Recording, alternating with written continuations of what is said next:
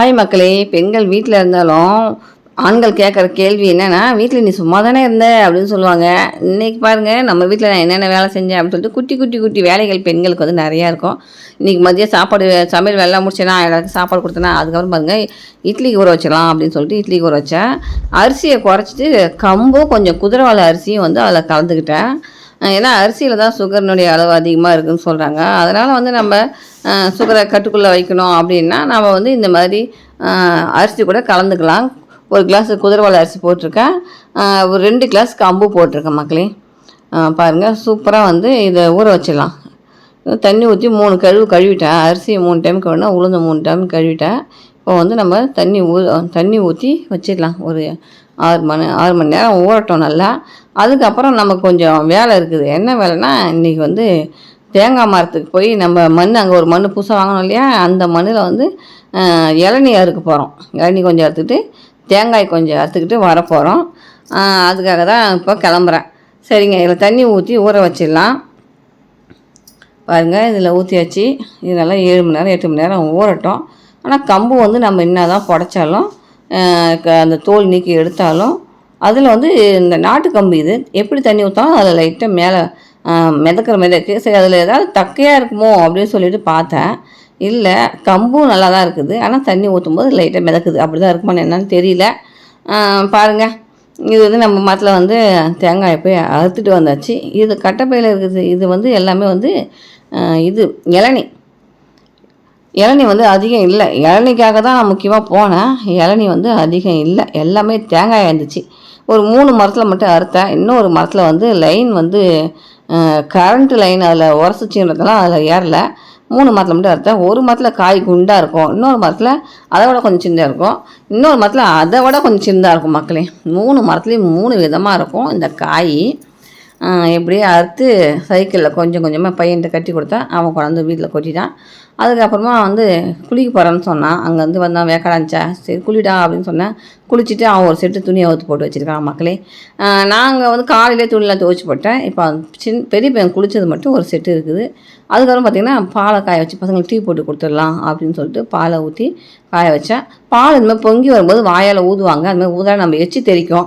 அதனால் நம்ம என்ன பண்ணோம், கொஞ்சம் தண்ணி ஊற்றினா அது அப்படியே உள்ளே போயிடும். அதுக்கப்புறம் துணியை துவைச்சி போடலாம் அப்படின்னு சொல்லிட்டு சோப்பை வாங்கிட்டு மாமா அடுக்கி வச்சுருந்தாரு. அதில் ஒரு சோப்பை எடுத்துகிட்டு வந்து மலர் சோப்பு தான் மக்களே. அப்படியே துணி துவைச்சி போட்டு சரி குடிக்கிறதுக்கு தண்ணி பிடிக்கலாம் அப்படின்னு சொல்லிட்டு ஒரு 3 வாட்டர் கேன் மட்டும் தண்ணி பிடிச்சேன். நம்ம வீட்டில் மினரல் வாட்டர் நிறைய மாமா எடுத்து வந்து வச்சுருக்காரு. இருந்தாலும் மினரல் வாட்ரு பிடிக்கல குடிக்கிறதுக்கு. அதனால் நாங்கள் வந்து இந்தமாதிரி கான் தண்ணி, வீட்டில் வர தண்ணியை நாங்கள் பிடிச்சிக்கிறது மக்களே. இப்போ என் பையன்லாம் அதை தான் விரும்பி குடிப்பான், மினரல் வாட்டர் குடிக்க மாட்டான். அதுக்கப்புறம் நம்ம வீடு இதான் மக்களே. ஹாலே கிடையாது, சந்து மாதிரி தான் இருக்கும். அப்படியே சந்து மாதிரி ஒரு வழி, அதில் பக்கத்தில் 2 ரூமு. அதே தான் நம்ம வீடு. நம்ம கட்டி கொடுத்தவங்க அம்மா லட்சத்தில் கட்டி கொடுத்துட்டாங்க. நமக்கு விபரம் தெரியலனே ஒருத்தவங்கள காசு கொடுத்து கட்ட சொன்னோம். அவங்க இந்தமாரி கட்டி கொடுத்துட்டாங்க மக்களே. அப்புறம் வீடு வாசல் எல்லாத்தையுமே பெருக்கி இப்போ வாரிட்டு அதுக்கப்புறம் பால் காஞ்சது இல்லையா, அதை பசங்களுக்கு டீ போட்டு கொடுத்துடலாம் அப்படின்னு சொல்லிட்டு எடுத்துகிட்டு வந்துட்டேன் நாட்டு சர்க்கரையை. அதுக்கப்புறம் வந்து ஃபேனில் வச்சு ஆற்றினா தான் அது சீக்கிரம் ஆறும். அதையும் எடுத்துகிட்டு வந்து கரண்ட்டில் சொருவி சுவிட்சை போட்டாச்சு. என் பசங்க எப்பவுமே வந்து சூடாக குடிக்க மாட்டானுங்க. நான் சின்ன பிள்ளையிலேருந்தே வந்து டீயை போட்டு ஆற்றி கொஞ்சம் மீடியமான சூடு தான் கொடுப்பேன். அதிகமான சூடுலாம் வந்து கொடுக்க மாட்டேன். எப்பயுமே இந்த மாதிரி ஆற்றி கொடுத்துருவோம் மக்களே. ஃபேன் கொண்டாந்து வச்சு பாலை திறந்து வச்சு அப்புறம் வந்து நாட்டு சர்க்கரையை ஒரு கிளாஸாக தான் போட்டு ஆற்றுவேன். முதல்ல சின்ன பையனுக்கு ஆற்றி கொடுப்பேன். அவனுக்கு வந்து ஒரு கிளாஸுக்கு 3 டீஸ்பூன் வந்து சர்க்கரை போட்டுக்குவேன். போட்டு அப்படியே பாலை ஊற்றி அப்படியே ஃபேன் காற்றுலாம் ஆற்றுவோம் மக்களே. அது குடிக்கிறதுக்கு அப்படியே டீ மாதிரியே நல்லாயிருக்கும். பாருங்கள், இப்படி தான் நான் எப்பயுமே வந்து பசங்களுக்கு பால் ஆற்றி கொடுப்பேன்.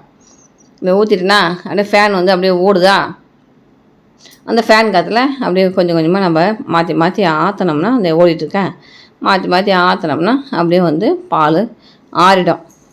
முதல்ல வந்து சின்ன பையனுக்கு ஆற்றி கொடுத்துடலான்னு சொல்லிட்டு ஆற்றினேன். ஃபேனு அவர் ஓடிட்டு இருக்காரு. நான் ஆற்றுறேன் மக்களே. இது இன்னும் வீடியோ வந்து நான் ஸ்பீடில் தான் வச்சேன், அது இன்னும் ஸ்லோவாக வருது என்னன்னு தெரியல. அதுக்கப்புறம் பாருங்கள், ஆற்றியாச்சு. உட்காந்துட்ருக்கான் சின்ன பையன். அவனுக்கு வந்து ஊற்றி கொடுத்துட்டேன், குடிடா அப்படின்னு சொல்லி அவனுக்கு குடிச்சிட்டான் மக்களே. அதுக்கப்புறம் பெரிய பையனுக்கு அதே போல் ஒரு 3 கிளாஸ் சர்க்கரையை போட்டு ஆற்றி அவனுக்கும் கொடுத்துட்டேன். அவனும் எடுத்துகிட்டு போய் உட்காந்துட்ருக்கான். அவன் எடுத்துகிட்டு போகல, அதை உட்காந்துட்ருக்கான் பாருங்கள் மக்களே. உட்காந்துட்டு இல்லை, படுத்துட்ருக்காரு. சரி கவனிக்கல. ஸ்நாக்ஸ் கொஞ்சம் சாப்பிட்டாரு. அவன் எதிர்க்க எல்லாத்தையும் பிரித்து வச்சுருக்கான் பார்த்தீங்களா, அதெல்லாம் ஸ்நாக் டப்பா. ஸ்நாக்ஸ்லேருந்து கொஞ்சம் அப்படி பிஸ்கெட்டு இன்னும் முறுக்கு இருக்குது, அவங்க நைனை வாங்கி வச்சுருந்தாரு. எல்லாத்தையும் சாப்பிட்டான். அதுக்குள்ளே கீழே சிந்தின அந்த டீயெல்லாம் கொஞ்சம் அப்படியே நம்ம கறித்துணியெல்லாம் போட்டு துடைச்சாச்சு. அதுக்கப்புறம் அவங்கெல்லாம் ஸ்நாக்ஸ் சாப்பிடும்போது நமக்குலாம் பல்லு பரபரன்னு ஊறும் இல்லையா, சரி நாமளும் போய் ஒன்று சாப்பிடுமே அப்படின்னு சொல்லிட்டு என்னுடைய டீயை நான் குடிக்கல. சரி இதை சாப்பிட்டு வந்து குடிக்கலாம்னு சொல்லிட்டு வந்தேன். சரி முறுக்கை கொஞ்சம் எடுத்து சாப்பிட்லாம் அப்படின்னு சாப்பிட்டேன். அதுக்கப்புறம் எள்ளு கேக்கு பற்றி இருந்துச்சு பார்த்தீங்களா, அதில் ஒரு 2 கேக்கு எடுத்து சாப்பிட்டேன். அப்புறம் இது வந்து பேரிச்சம்பழம். இதுதான் ஸ்நாக்ஸ் டப்பாவில் இருந்ததெல்லாம். அதுக்கப்புறம் இது வந்து முறுக்கு. இந்த தான் ஓயாத வாங்கிட்டு வருவார் மாமா. பசங்க அது பிடிக்கலன்றாங்க, அதே தான் வாங்கிட்டு வைக்கிறாரு. அதுக்கப்புறம் ஒரு 50-50 பிஸ்கெட் கிடக்குது. இந்த டப்பாவில் ஒன்றுமே இல்லை. அப்புறம் வந்து கொஞ்சம் வேர்க்கடலை, அது அப்படியே வறுத்தது கிடையாது, அப்படியே பச்சது காய வச்ச வேர்க்கடலை. இதுதான் நம்ம ஸ்நாக்ஸ் டப்பாவில் இருந்தது மக்களே. அப்புறம் நான் வந்து டீயை ஊற்றி குடிக்க ஆரம்பிச்சிட்டேன். இங்கே பாருங்கள், நான் வேலை செஞ்ச பரபரப்பில் காலில் இந்த கொலுசு சுத்தமாக கழட்டி இருந்துச்சு. இதை நான் பார்க்கவே மக்களே.